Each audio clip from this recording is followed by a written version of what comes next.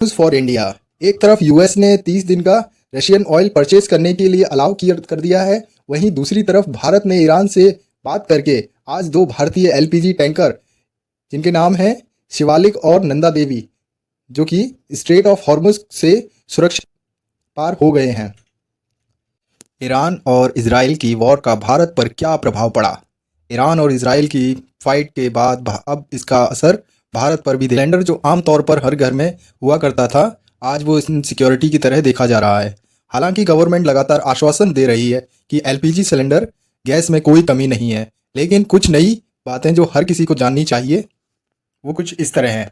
मार्च 2026 में इंडिया एक बड़ा एलपीजी मतलब liquefied petroleum gas supply crisis face कर रहा है, जिसका मेन कारण वेस्ट एशिया में यूएस, इजराइल और ईरान के बीच बढ़ते मिलिट्री कन्फ्लिक्ट हैं। इस वजह से क्रिटिकल शिपिंग रूट्स खासकर स्ट्रेट ऑफ हॉर्मुज डिस्टर्ब हो गए हैं, जहां से इंडिया का लगभग 85 से 95% एलपीजी इंपोर्ट। इंडिया अपनी सालाना एलपीजी ज़रूरत का लगभग 62 से 67% इंपोर्ट करता है। गल्फ बेस्ड सप्लाई चेन्स में रुकावट की वजह से तुरंत शॉर्टेज पैदा हो गई है। स्ट्रेट ऑफ हॉर्मुज के बंद होने या हाई रिस्क होने से एनर्जी शिपमेंट्स स्लो हो गई हैं, जिससे फिजिकल डेफिसिट और ग्लोबल प्राइसेस में उछाल आया है। क्रूड ऑयल के मुकाबले इंडिया के पास एलपीजी का बड़ा स्ट्रेटेजिक स्टॉकपाइल नहीं है। फिलहाल रिजर्व सिर्फ 22 दिन की सप्लाई के लिए ही काफ़ी हैं। गवर्नमेंट ने हाउस होल्ड मतलब घरेलू इस्तेमाल को प्रायोरिटी दी है, जिससे कॉमर्शियल यूजर्स के लिए ड्राई आउट जैसी स्थिति बन गई है। मुंबई और बेंगलुरु जैसे शहरों में फ्यूल की कमी से लगभग 20% रेस्टोरेंट्स टेम्परेरी बंद हो गए हैं। 7 मार्च 2026 को डोमेस्टिक सिलेंडर्स के दाम 60 रुपये से बढ़ गए हैं, जबकि कॉमर्शियल सिलेंडर्स की कीमत में 115 का इजाफा हुआ है। पैनिक बाइंग कर रहे हैं। पैनिक बाइंग से क्या मतलब है आपका? लंबे समय तक शॉर्टेज के डर से डिस्ट्रीब्यूशन सेंटर्स पर लंबी लाइंस लग गई हैं और बुकिंग ऐप्स पर सर्वर क्रैशेस हो रहे हैं, क्योंकि लोग स्टॉक पाइल करने की कोशिश कर रहे हैं। लोगों को इनसिक्योरिटी लग रही है, इसलिए वो स्टॉक पाइल करने की कोशिश कर रहे हैं। गवर्नमेंट का क्या रिस्पॉन्स है इन सभी बातों पर?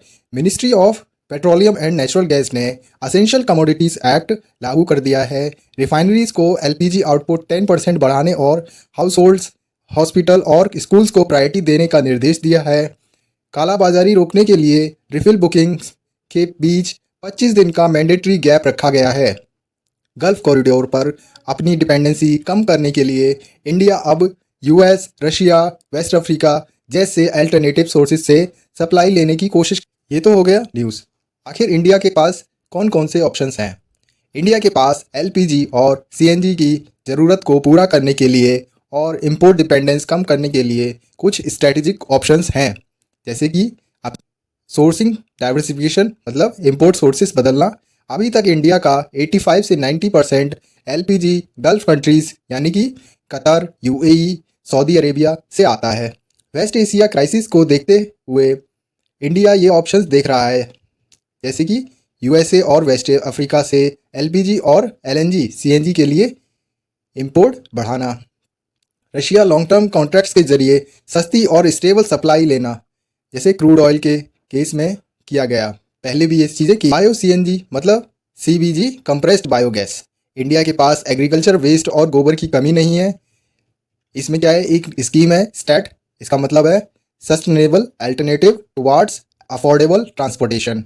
गवर्नमेंट स्टैट के तहत 5000 बायो सीएनजी प्लांट्स लगाने का टारगेट रख रही है। इससे क्या फ़ायदा होगा? ये डोमेस्टिक लेवल पर बनता है, इसलिए इंटरनेशनल जियोपॉलिटिकल टेंशन से बचाता है। कोल गैसिफिकेशन, कोयला से गैस बना सकते हैं हम। इंडिया के पास कोयला मतलब कोल का बहुत बड़ा भंडार है।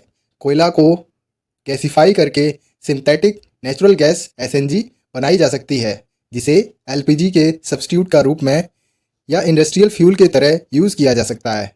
पाइप्ड नेचुरल गैस पीएनजी, ये गतिशक्ति एक प्रोग्राम है, उसमें भी पाइपलाइन के बारे में डिस्कस किया गया है।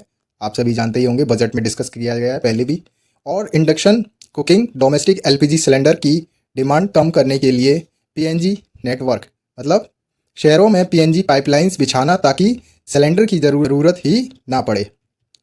ई कुकिंग, लोगों को इंडक्शन स्टोव्स पर शिफ्ट करने के लिए प्रमोट करना, जैसे गो इलेक्ट्रिक कैंपेन, क्योंकि इंडिया अपनी इलेक्ट्रिसिटी काफ़ी हद तक डोमेस्टिक कोल और रिन्यूएबल्स से बना लेता है। आपने रिसेंटली सुना ही होगा इंडक्शन के प्राइस अचानक से नॉर्मल से ज़्यादा बढ़ गए हैं। ऐसा क्यों हुआ है? आप समझ चुके होंगे इन सभी बातों से कि क्राइसिस जो सिलेंडर क्राइसिस हो या फिर एनर्जी क्राइसिस हो, इसने इस तरीके की सिचुएशन को अलार्म किया है प्राइसेस को हाइक होने के लिए। Strategic petroleum reserves (SPR) for LPG जैसे क्रूड ऑयल के लिए बड़े बड़े अंडरग्राउंड केव्स हैं, वैसे ही इंडिया को LPG के लिए स्ट्रेटेजिक रिजर्व्स बढ़ाने होंगे।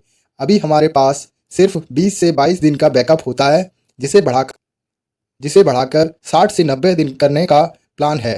ग्रीन हाइड्रोजन का इस्तेमाल फ्यूचर में नेचुरल गैस में हाइड्रोजन ब्लेंडिंग करके 10 से 15% CNG की कंजप्शन को कम किया जा सकता है, जो कार्बन फुटप्रिंट भी घटाएगा और सस्टेनेबल डेवलपमेंट गोल नंबर 7 जो कि है अफोर्डेबल एंड क्लीन एनर्जी को भी प्रमोट करेगा। Good news for India. एक तरफ US ने 30 दिन का रशियन ऑयल परचेज करने के लिए अलाउ कर दिया है, वहीं दूसरी तरफ भारत ने ईरान से बात करके आज 2 भारतीय LPG टैंकर जिनके नाम हैं शिवालिक और नंदा देवी, जो कि स्ट्रेट ऑफ हॉर्मुज से सुरक्षित पार हो गए हैं। और good news for the world, अगर कुछ चीज़ें सही चलती हैं तो हुआ ये है, ईरानी प्रेसिडेंट मोसाद पेशेकिन ने मार्च 2026 में इजराइल और अमेरिका के साथ चल रही जंग मतलब वॉर को ख़त्म करने के लिए 3 बड़ी शर्तें रखी हैं। इसमें पहली शर्त ये है कि दुनिया ईरान के जायज़ हक को माने। इसमें ईरान की आज़ादी और उसके पीसफुल न्यूक्लियर प्रोग्राम का हक शामिल है। ईरान ने मांग की है कि जंग में हुई उसे नुकसान मतलब उसे कंपनसेशन चाहिए, जैसे घरों और बिल्डिंग की तबाही के लिए उन्हें पैसा मतलब कंपनसेशन दिए जाएं। तीसरी जो शर्त है वो ये है कि इंटरनेशनल कम्युनिटी ये गारंटी दे कि आगे कभी भी ईरान पर ऐसे हमले नहीं होंगे। ये बातें उन्होंने रशिया और पाकिस्तान के लीडर्स से बात करने के बाद एक्स यानी ट्विटर पर एक पोस्ट के ज़रिए साफ की हैं। दोस्तों, वीडियो अच्छा लगा लाइक करें। ऐसे ही एजुकेशनल वीडियो को प्रमोट करने के लिए सब्सक्राइब कर लें, ताकि यूट्यूब पर ऐसे ही एक्सक्लूसिव कंटेंट लाने का मोटिवेशन हमें मिलता रहे। फीडबैक कमेंट में ज़रूर बताएं। मिलते हैं नेक्स्ट वीडियो में।